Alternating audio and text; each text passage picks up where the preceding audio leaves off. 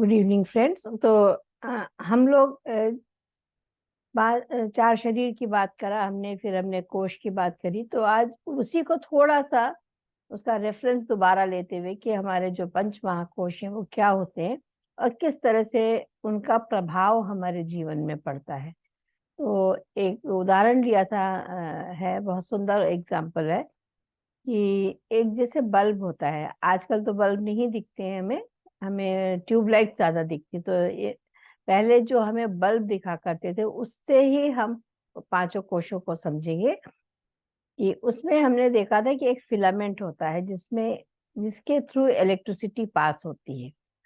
और जब हम उसको इलेक्ट्रिसिटी से कनेक्ट करते हैं, जब हम बल्ब को ऑन करते हैं, तो उसमें सबसे पहले करंट आता है और वो पीले रंग का प्रकाश जो है वो चमकता है। तो वो हमारा होता है आनंदमय कोश। किस तरह से आत्मा प्रकाशित होती है वो जो है वो हमारा आनंदमय कोश होता है। और वहां पे केवल जो स्थिति होती है वो ब्लिस की स्थिति होती है। वहां किसी प्रकार का द्वेष, राग या जो कुछ भी हमारे अंदर इम्प्योरिटीज होती हैं वो नहीं होती हैं।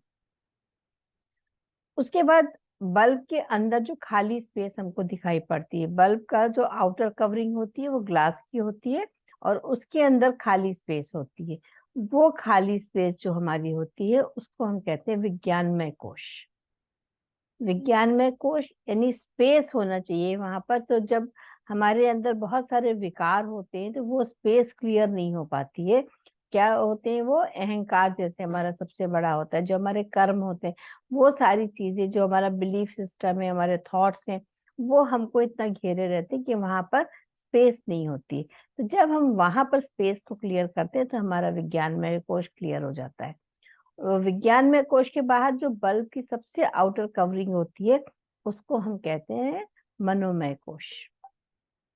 मनोमय कोश के बाहर अगर आप एक डार्क कलर की एक लाइन को इमेजिन करिए, का ग्रे कलर की या डार्क कलर की एक लाइनिंग कवरिंग हम उसके चारों तरफ अगर लगा दें तो वो कवरिंग होती है हमारा प्राणमय कोश। और उसके भी बाहर एक मोटी परत, एक गंदी सी ये ब्राउन ग्रे कलर की या काले रंग की एक हम एक और परत को खींच दें, वो हमारा होता है अन्नमय कोश, यानी जिससे हमारा शरीर बना होता है। तो किस तरह से हमारे शरीर जो है वो विकारों से पूर्ण होता है, इसलिए उसको जो रिप्रेजेंट किया गया है वो यह होता ही वैसा है जिसके अंदर बहुत सारे कर्म हम लोग करते हैं। वो सारी चीजें हमको आवागमन के चक्र में फंसाए रहती है, जो भी हम कर्म करते हैं। तो जो आनंदमय कोष तक पहुंचने के लिए हमको इन सारी चीजों को, परतों को पार करना पड़ता है। वो परत हम कैसे पार कर सकते हैं? यानी जब हम कर्म में अपने बदलाव लाएंगे। तो उसी पे आगे आज हम लोग थोड़ा सा चलेंगे। तो ये चीज डिटेल में उस दिन करी थी हमने, तो ये आपको शॉर्ट में हमने बता दी कि ये पांच कोश होते हैं, किस तरह से ये कार्य करते हैं। तो अभी आज हम उसी में बात करेंगे। चंद्रलोक और सूर्य लोक होते हैं। ये सारी चीजें जो हम लोग बार बार सुनते थे कि सारे तीर्थ, सारे चीजें जो है वो हमारे ही शरीर के अंदर है। राम भी हमारे अंदर, रावण भी हमारे अंदर, कृष्ण भी हमारे अंदर, कंस भी हमारे अंदर। और जो भी हम कर्म करते हैं, अच्छा बुरा, तीर्थ यानी त्रिवेणी, सब कुछ हमारे शरीर के ही अंदर होती है। तो नीचे के जो तीन कोश होते हैं हमारे, अन्नमय कोश, प्राणमय कोश और मनोमय कोश, ये तीनों हैं, इनको हम चंद्रलोक कहते हैं। हमारे ही शरीर में देखिए, समझना है कि चंद्रलोक भी हमारे शरीर में है और सूर्य लोक भी हमारे ही शरीर में है। तो ये तीनों कोशों को हम कहते हैं, कौन सा है? चंद्रलोक। कौन कौन से कोश हो गए? जो हमारे आउटर थ्री कवरिंग्स होती हैं, अन्नमय, प्राणमय और मनोमय कोश। यहाँ पर चंद्रमा में, यहाँ में जल तत्व प्रधान होता है। सबसे पहली क्या चीज समझनी है कि इन कोशों में जल तत्व, वाटर एलिमेंट बहुत ज्यादा होता है। चंद्रमा में भी जल तत्व अधिक मात्रा में होता है, क्योंकि चंद्रमा का वाटर से रिलेशन ही हमको सबको पता है कि चंद्रमा को देख करके ही जैसे ज्वार भाटा समुद्र में आता है, तो चंद्रमा में भी जल तत्व अधिक होता है। और उसमें सबसे बड़ी क्या चीज है कि उसका अपना प्रकाश नहीं होता है। चंद्रमा को के पास अपना कोई प्रकाश नहीं होता है। वो सूर्य के प्रकाश को लेकर अपने को प्रकाशित करता है और दूसरों को प्रकाश देता है। ये बात हम सब लोग देखते हैं रोज और इस बात को जानते हैं कि सूर्य के प्रकाश के द्वारा ही चंद्रमा प्रकाशित होता है, उसका अपना कोई भी प्रकाश नहीं होता है। वो सदैव घटता बढ़ता रहता है। चांद अपनी कलाओं में हमने देखा, पूर्णिमा को फुल मून है और धीरे धीरे धीरे उसकी कलाएं वो घटता रहता है और अमावस्या को पूर्णतः गायब हो जाता है। इन लोकों में भी प्रकाश ऊपर से आता है। ये जो हमारे 3 कोश हैं, अब ये समझ लीजिए, प्राणमय कोश, अन्नमय कोश और मनोमय कोश, इसमें भी जो प्रकाश आता है वो ऊपर के लोकों से आता है। अब ऊपर का लोक कौन सा होगा? वो होगा सूर्य लोक। सुख दुख व कामनाओं में फंसा हुआ यहाँ का जीव कभी अंधकार में और कभी प्रकाश में रहता है, क्योंकि प्रकाश यहाँ पर कहाँ से आ रहा है? सूर्य लोक से आ रहा है। तो यहाँ पर जो जो जीव केवल प्राणमय कोश, अन्नमय कोश और मनोमय कोश के बीच में रहता है, उसकी स्थिति, रहता का मतलब है ये तो सभी के अंदर होता है, लेकिन उसकी स्थिति क्या है? वो जब इस स्थिति में रहता है तो कभी वो सुखी होता है, कभी वो दुखी रहता है। यानी कि कभी उसको अंधकार में पूरी तरह डूबा रहता है और कभी कभी वो प्रकाश में रहता है। कभी कभी एक आशा की किरण आती है, वो प्रकाश में आ गया। और ज्यादातर अगर आप देखेंगे हम लोग सांसारिक दुखों में ही उलझे रहते हैं, आज ये परेशानी कल वो परेशानी। तो मानव का जो जीवन है वो केवल परेशानियों में ही बीतता रहता है। ये द्वंद्व उसे अशांत करते रहते हैं और कामनाएं उसे उठाकर कभी ऊपर ले जाती है, कभी नीचे गिरा देती है। यहाँ पर उसके मन में हमेशा द्वंद्व रहता है, यानी कि हम ये करें कि नहीं करें, अच्छा है बुरा है, सही है गलत है, या हम अच्छे हैं दूसरा गलत है। ये इस तरह की जो भावनाएं होती है वो निरंतर उसके मन में चलती रहती है। और उसी तरह से उसके अंदर जो कामनाएं उठती हैं, लालच उठता है, जो अरशद वर्ग जो उसके ऊपर पूरी तरह से हावी हो जाता है, तो वो कभी उसको ऊपर उठाता है और कभी उसको नीचे गिरा देता है। अपनी मन स्थिति को देखना है। यानी कोई ऐसा नहीं कि शारीरिक रूप से हम ऊपर नीचे हो रहे हैं, लेकिन हमारी मन स्थिति क्या होती है।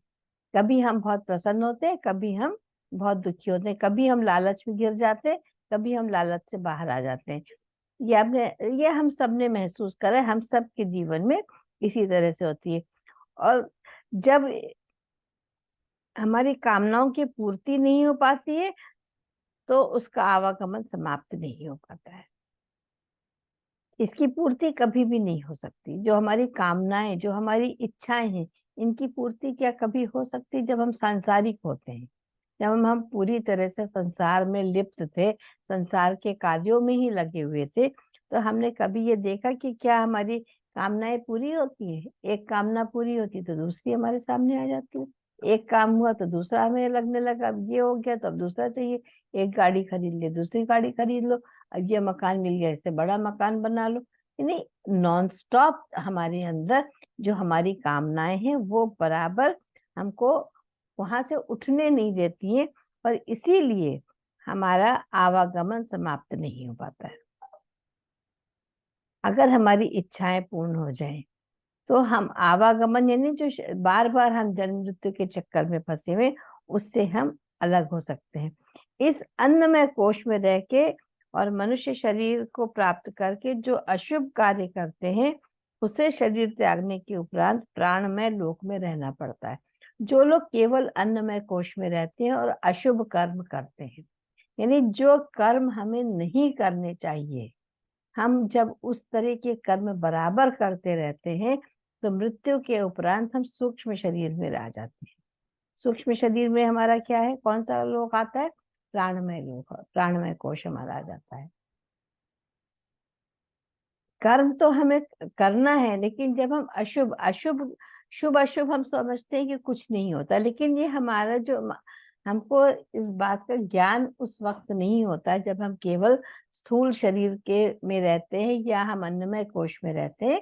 तो हमारे अंदर ज्ञान ही नहीं होता है इस बात का कि हम क्या सही कर रहे हैं गलत कर रहे हैं। दूसरे को दुख देने में बड़ा मजा आता है, दूसरे को क्रिटिसाइज करने में मजा आता है, चोरी करने में मजा आता है, झूठ बोलने में मजा आता है। तो ये जितने भी कर्म होते हैं इनको अशुभ कर्म कहते हैं। और जब हम शरीर को त्यागते हैं तो हमारी आत्मा का निवास कहाँ पर होता है? प्राणमय लोक में होता है। और यहाँ उसे सूक्ष्म शरीर के अनुसार अपने कर्मों की यातनाएं भोगनी पड़ती है।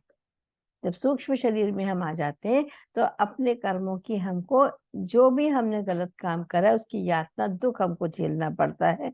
और इसी स्थान को, और जब तक उसका वो भोग समाप्त नहीं होता है, उसको जब भोग समाप्त हो जाएगा उस सूक्ष्म शरीर में, तो उसको दोबारा अन्नमय कोश में जन्म लेना पड़ेगा। यानी उसको फिर से जन्म लेकर के उन्हीं परेशानियों को झेलना पड़ेगा। जो कहते हैं ना कि हम 84 लाख योनियों में पहले भटकते हैं, 84 लाख योनियों से फिर हम मनुष्य योनि में आते हैं। फिर जब हम मनुष्य योनि में भी आते हैं तो हमारे 600-700 जन्म हमें क्यों लेने पड़ते हैं? क्योंकि हम जब एनिमल किंगडम से जब हम ह्यूमन किंगडम में आते हैं तब हमारे पास बुद्धि नहीं होती है। बुद्धि केवल जो कहते हैं वो मनुष्य योनि में ही मिलती है आपको। सही गलत की पहचान यहीं पर हम आके कर पाते हैं। ये जानवरों को देखिए, वो किसी का अहित नहीं करते हैं, लेकिन उनका कर्म क्या है? केवल खाना पीना प्रजनन। उनका कार्य केवल इतना है, इसके अलावा उनके पास कुछ अच्छा करने के लिए नहीं होता है। जो हमको बुद्धि हमारी विकसित होती है वो हमारे मानव शरीर में आके आती है। तो जब हम मृत्यु के, जब हम अपना स्थूल शरीर छोड़ते हैं तो हम सूक्ष्म शरीर में रहते हैं, और सूक्ष्म शरीर में रह करके हम उन तकलीफों को झेलते हैं जैसे हमने कर्म किए हैं। और दोबारा हमको फिर से जब हम जन्म लेते हैं तो हम केवल अन्नमय कोश में ही रह जाते हैं। इसको ही नरक कहते हैं, कि बार बार जो हम जन्म लेके वहीं पे अटके रहते हैं, उसके हम ऊपर नहीं उठ पाते हैं। तो बुद्धि क्यों हमें दी जाती है? बुद्धि इसलिए दी जाती है कि हमारे अंदर ये सलाहियत आ जाए कि हम अच्छे बुरे की पहचान को कर सकें, सत असत क्या है वो हम समझ सकें। इससे ऊपर मनोमय में वो प्राणी जाते हैं जिनका मनुष्य जीवन शुभ कर्मों का रहता है। अब ये एक बात खत्म हो गई कि नर्क क्या है, यहाँ पर हमने इसको समाप्त कर दिया। अब मनोमय कोश में कौन से प्राणी जाते हैं? जिनका, जो लोग शुभ कर्म करते हैं, जो अच्छे कर्मों को करते हैं, शुभ कर्मों के फलस्वरूप उन्हें वहां सुख मिलता है, दुख लेश मात्र भी देखने को नहीं मिलता है। परंतु भोग समाप्त होने पर कामनाएं उसे फिर मनुष्य योनि में ले जाती हैं। यानी जो लोग अच्छे शुभ कर्म करते हैं वो मृत्यु के बाद कहाँ जाते हैं? मनोमय कोश में जाते हैं। ठीक है ना? पहले हमारा हुआ अन्नमय कोश, फिर हुआ प्राणमय कोश। प्राणमय कोश में सूक्ष्म शरीर में हमको यातनाएं झेलनी पड़ती, दुख झेलने पड़ते हैं। लेकिन जब हम जीवन में शुभ कर्म करते हैं तो हम मनोमय कोश में जाते हैं। और मनोमय कोश में हम, जो भी हमको सुख मिलता है, जो ये आफ्टर डेथ एक्सपीरियंसेस की बात हो रही है, तो हम वहां पर अपने शुभ कर्मों को झेलते हैं। और शुभ कर्मों को झेलने के बाद पुनः हमको मनुष्य योनि मिलती है। और यहाँ आकर हम फिर से अच्छे और बुरे कर्मों के चक्र में हम फिर से फंस जाते हैं।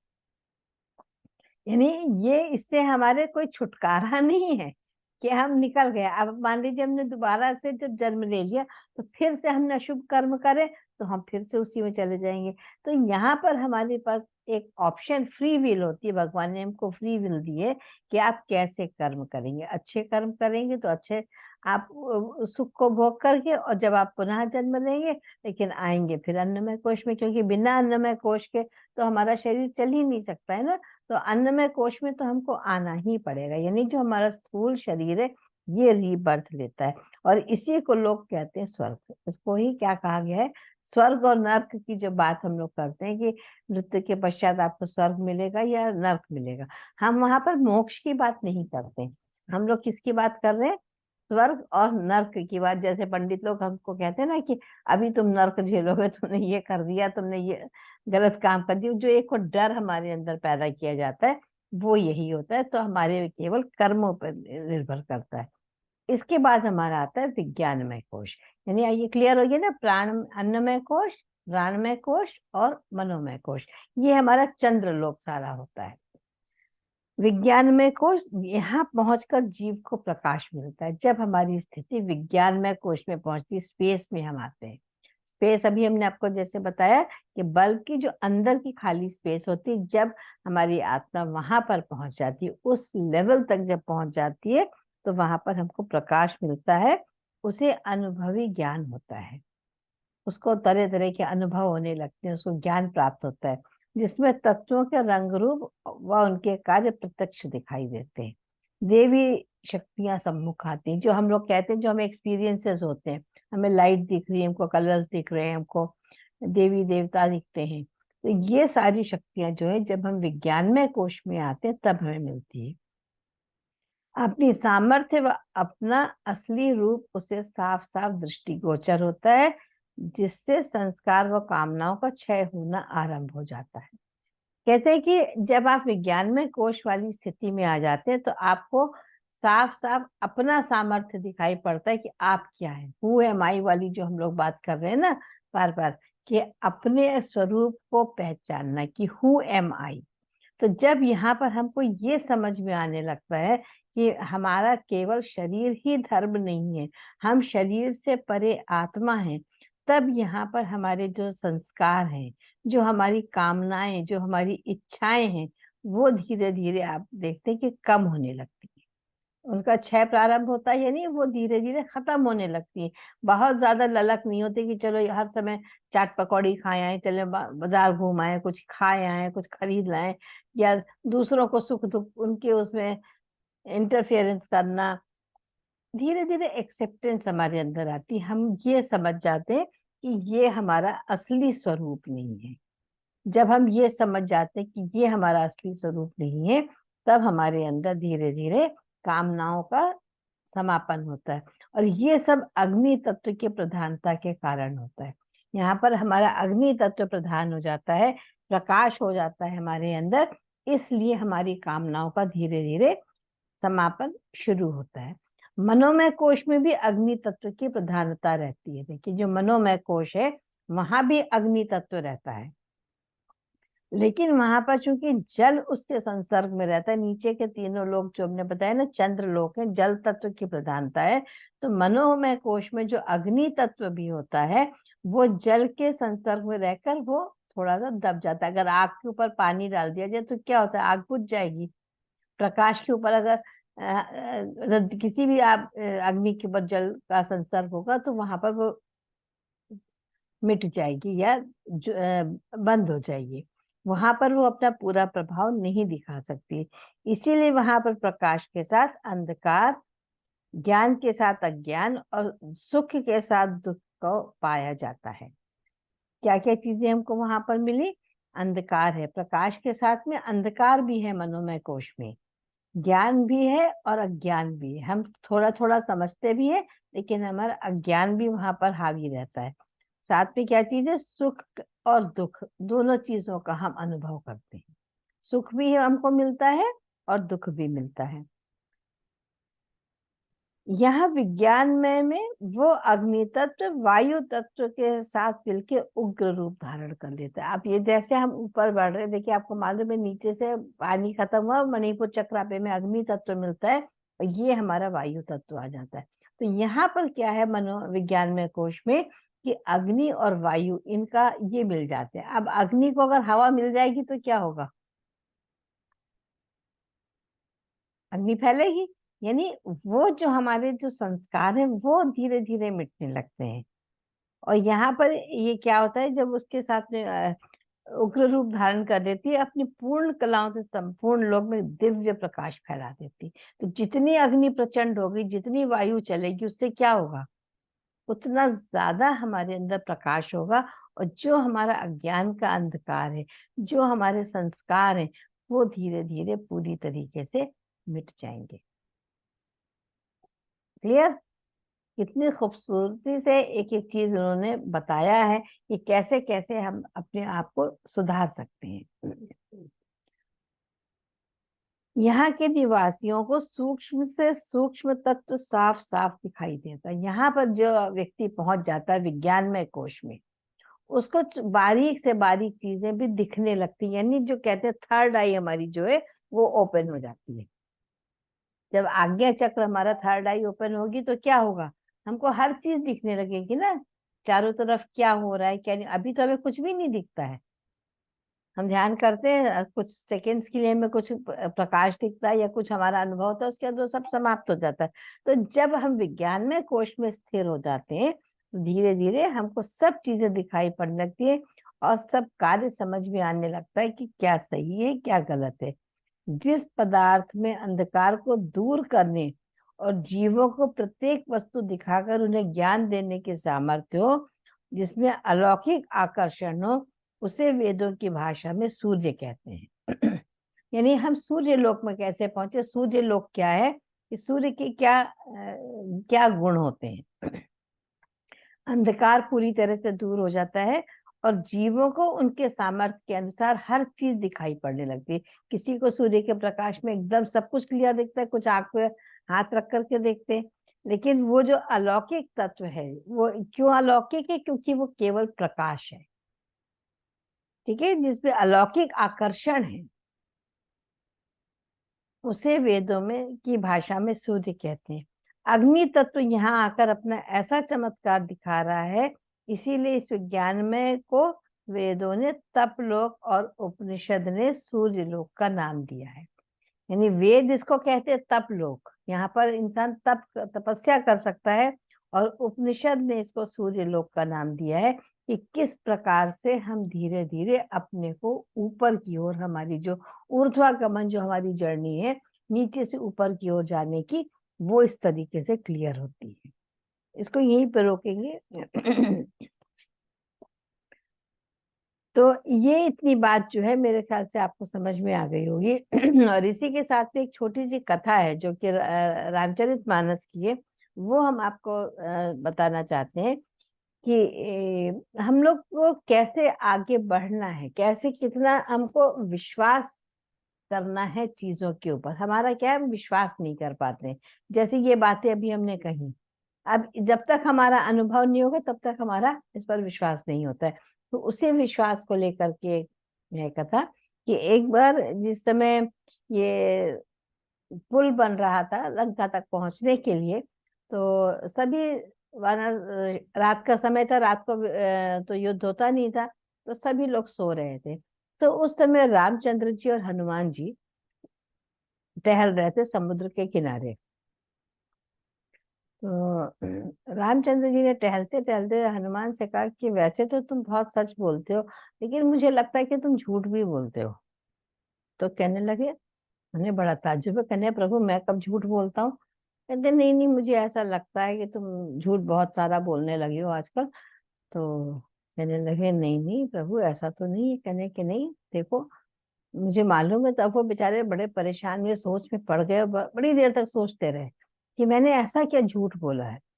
जिसके लिए रामचंद्र जी मुझे बार बार इस बात को याद दिला रहे हैं। कहते तुम कहते हो कि मेरा नाम लिख करके जब तुम लोग पत्थर पानी में डालते हो तो पत्थर तैर जाता है। हाँ प्रभु, ये तो ऐसा होता है। कहने के हो ही नहीं सकता है। कहने के नहीं, बिल्कुल होता है। कहने लगे अच्छा। तो रामचंद्र जी ने एक पत्थर उठाया और समुद्र में डाल दिया, वो पत्थर डूब गया। थोड़ी देर बाद उन्होंने फिर दूसरा पत्थर उठाया, उसको डाला, वो भी पत्थर डूब गया। वो बार बार पत्थर डाले और हर पत्थर डूब जाए। तो कहने कि देखो तुम लोग बिल्कुल झूठ बोलते हो, एक भी पत्थर मैं डाल रहा हूँ तो कहाँ वो उसमें तैर रहा है। तब हनुमान जी को बड़ी हंसी आई, हंसने लगे। तो प्रभु बोले भैया तुम हंस काय के लिए रहे हो, इसमें हंसने की क्या बात है इस समय। कहने हंसी की बात ये है कि प्रभु, आपका नाम लिख करके हम पत्थर डालते हैं ना, तो हम आपसे जुड़े हुए हैं, तो पत्थर तैरता है। आप तो पत्थर को छोड़ रहे हो। तो यानी क्या इससे हमको शिक्षा मिली, कहने की जिसको प्रभु छोड़ देते हैं वो तो डूब ही जाएगा। जो प्रभु का नाम ले रहा है, जो प्रभु के साथ में जुड़ा हुआ है, वो तैर रहा है। तो भवसागर से पार होने के लिए हमें एक आलंबन चाहिए। तो कहने लगे हम लोग तो सब सच बोल रहे हैं, हम तो आपके नाम को लिख करके डाल रहे हैं और आप तो धड़ाधड़ पत्थर को छोड़ रहे थे, यानी आपने तो उसको छोड़ दिया ना। तो जब छोड़ दोगे किसी को प्रभु, वो तो बेचारा डूब ही जाएगा ना। हम लोग तो इसीलिए उसको डूबने ही नहीं दे रहे आपके नाम का सहारा लेकर के। तो कितनी सुंदर बात देखिए, इस तरह से छोटे छोटे एग्जाम्पल्स हम लोग को मिलते हैं कि कैसे हमको अपने अंदर उस प्रेम को, उन शुभ कर्मों को, उस विश्वास को बना के रखना है कि कोई भी चीज हमसे छूट ना जाए।